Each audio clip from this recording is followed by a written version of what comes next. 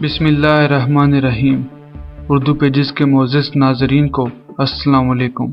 ناظرین، اپنی 32 سال کی خدمت کی خاطر صرف 21 بندوقوں کی سلامی آزاد کشمیر ریجمنٹ کی 5ویں بٹالین سے ایک حقیقی پہلوان کی کہانی، جو کہ بطور باورچی ملٹری میں بھرتی ہوا اور وطن عزیز کو کامن ویلتھ گیمز میں مسلسل 8 سال عزت بخشی، جس کے سینے پر سجے میڈلز کی جھنکار میلوں تک سنائی دی جاتی، داستان شاہ زوراں کی 36ویں قسط، جو کہ پاکستان آرمی کے ایک گمنام ہیرو کیپٹن فیض محمد پہلوان کے متعلق ہے۔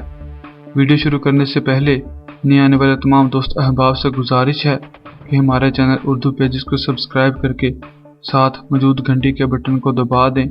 ناظرین، کیپٹن فیض محمد 23 ستمبر 1937 کو بھارت کے شہر راجوری ڈسٹرکٹ جموں کشمیر میں پیدا ہوئے اور پاکستان کی آزادی کے بعد آزاد کشمیر کے علاقہ کوٹلی ڈسٹرکٹ کے ایک گاؤں ہامپور میں آ کر رہنے لگے۔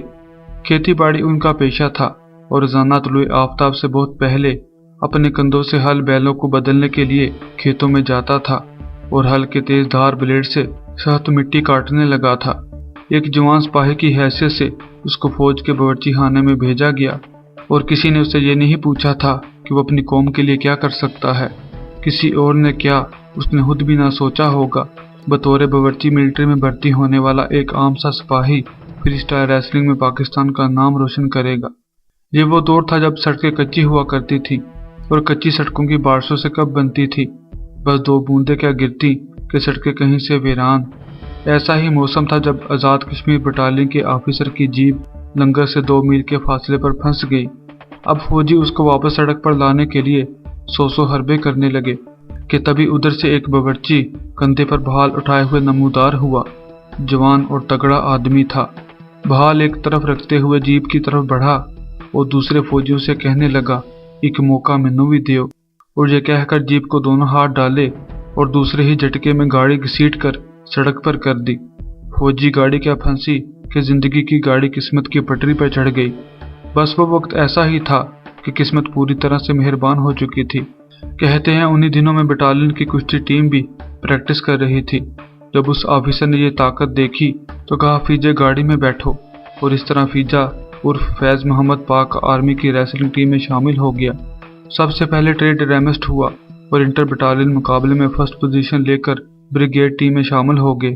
کیپٹن فیض محمد نے اپنے بچپن سے غلام محمد المعروف گاما پہلوان کی کہانیاں سنی تھیں، جسے دنیا عظیم گاما کے نام سے جانتی ہے، جو زمین کی سطح پر کبھی چلنے والا سب سے بڑا پہلوان ہوا کرتا تھا، جسے اس کی ملاقات کبھی نہیں ہوئی، لیکن جس نے اسے اس جذبے سے نوازا تھا۔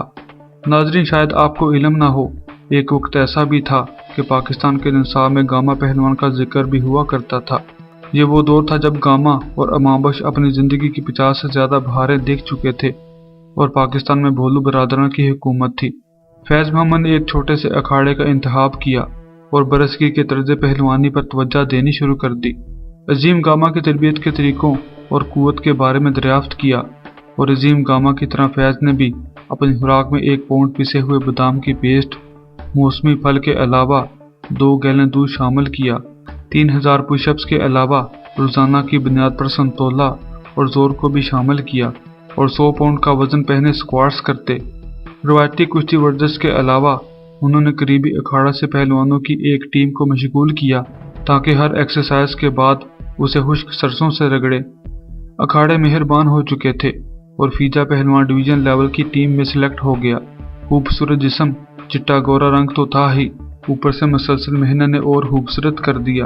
کچھ ہی عرصے ڈویژن سے کور اور پھر آرمی لیول سے ہوتے پاکستان کلر ہو جانا اور ساتھ ہی فیجے سے فیض بٹ ہو جانا قسمت کی ریکھاؤں کا کمال تھا۔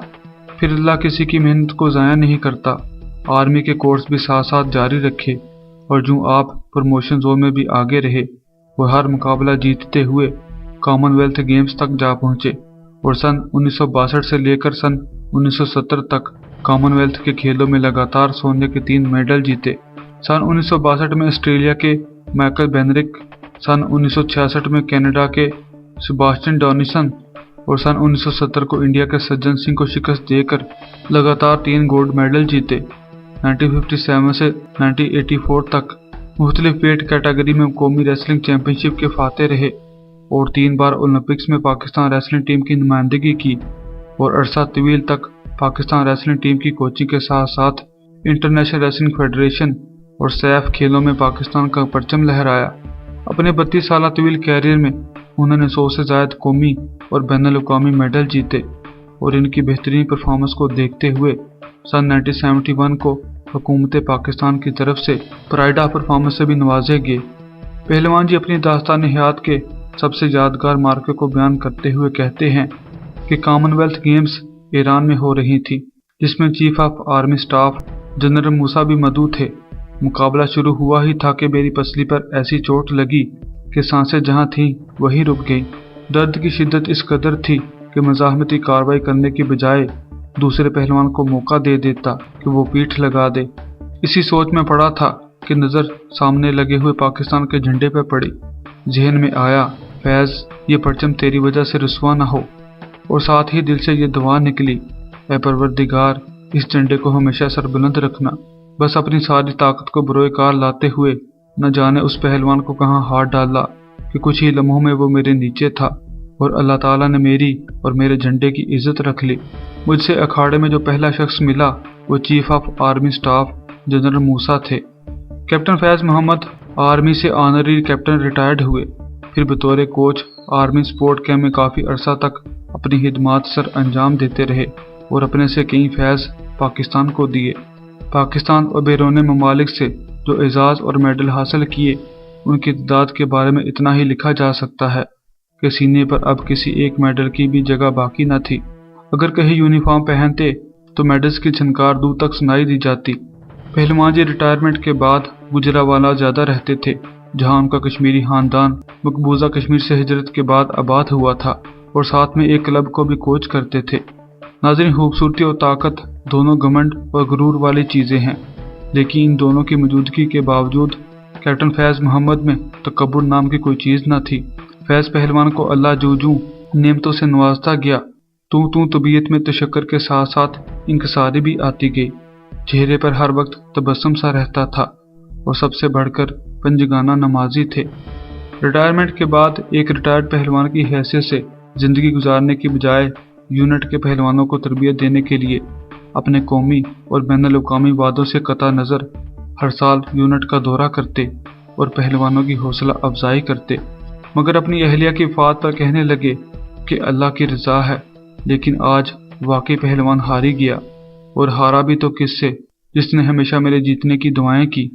जीवन साथी की जुदाई कितनी गरां गुजरती है, उसका एहसास पहलवान जी की कैफियत देकर हो गया था। नेक वफादार और बहादुर बीवी की जुदाई वाकई पहलवान जी को अधूरा कर गई, और फिर वो पहलवानी वाली चमक कभी पहलवान जी के चेहरे पर देखने को ना मिली। सारी जिंदगी ना सिर्फ शान से रहने वाला बल्कि अपने फन की वसातत से 1962 से लेकर 1970 तक कॉमनवेल्थ गेम्स में रहकर वतन अजीज को मुसलसल 8 साल इज्जत बख्शने वाला, सारी जिंदगी धरती पर बने अखाड़े जीतने वाला कैप्टन फैज़ पहलवान 14 अक्टूबर 2014 को 77 बरस की उम्र में सदा के लिए अखाड़ों से रूठ कर इतनी खामोशी से ज़ेरे ज़मीन जा सोया कि ना ही सोगवार बगल बजा और ना सोग में मोमबत्तियां जली। उन्हें अबाई गांव के एक बेतरतीब से कब्रिस्तान के एक कोने में दफना दिया गया। कैप्टन फैज़ मोहम्मद की कब्र पर खड़े होकर यूँ लगता है कि अभी इस दुनिया की बेहिसी का शिकवा करते हुए कहेगी, मुझ उजड़े हुए के मज़ार पर चिराग है, ना कोई फूल हैं, न जहाँ परवाने के पर जलते हैं, ना बुलबुल की सदा सुनाई देती है। नाज़रीन, फैज़ मोहम्मद अपने वक्त के बेहतरीन फ्री स्टाइल रेसलर थे। उन्होंने सन 1962 से लेकर 1970 तक कॉमनवेल्थ गेम्स में पाकिस्तान का झंडा बुलंद करते हुए बेशुमार मेडल्स और अवार्ड जीते। ये लोग पाकिस्तान के असल हीरो हैं, लेकिन आज ना मीडिया पर इनकी कोई खबर है और ना ही कौम को कोई परवाह है। ये कौम सिर्फ बट्टो जिंदा है और एक जरदारी सब पर भारी या फिर अमराहा नवाशिफ जिंदाबाद को जानती है। ये कौम अपनी हड्डियां खाने वालों और मुल्क लूटने वालों को इज्जत देती है और असल हीरोज़ की इस कौम को कोई कदर नहीं। शायद यही वजह है कि अब माओ ने हीरो पैदा करने बंद कर दिए हैं। अब सिर्फ बिलावल और मरीम नवाज ही पैदा होती हैं, क्योंकि ये कौम इन्हीं के काबिल है। आप सबसे गुजारिश है कि पहलवान जी के लिए दुआए खैर कर दे। नामुकम्मल कहानी मुकम्मल हुई, ना तमाम फसाना تمام ہوا۔ دوستو یہ ویڈیو کیسی لگی ہمیں ضرور بتائیے گا، اور اپنی محبت کا اظہار اس ویڈیو کو لائک اور شیئر کر کے کریں۔ پھر ملاقات ہوگی ایک نئی ویڈیو کے ساتھ، تب تک اللہ حافظ۔